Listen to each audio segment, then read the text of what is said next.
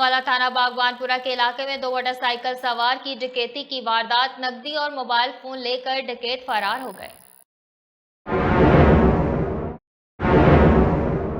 जी हां, आपको खबर से अपडेट कर रहे हैं गुजरांवाला से, जहां थाना बागवानपुरा के इलाके में 2 मोटरसाइकिल सवार की डकैती की वारदात। नकदी और मोबाइल फोन लेकर डकैत फरार हो गए।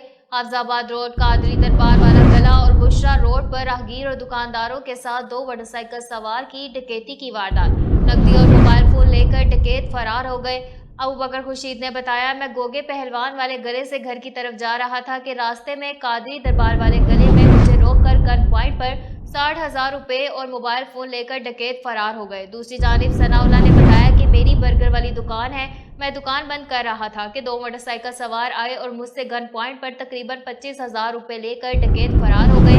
अबू बकर खुर्शीद और सनाउल्लाह ने मजीद बताया कि कादी दरबार वाला गला और बशरा रोड पर 2 मोटरसाइकिल सवारों ने 4 अफराद के साथ वारदात करते हुए मौका से फरार हो गए। 15 पर कॉल करने पर मुतलका पुलिस और डीएसपी हाफिज इम्तियाज नफरी के साथ मौका पर पहुंच गए।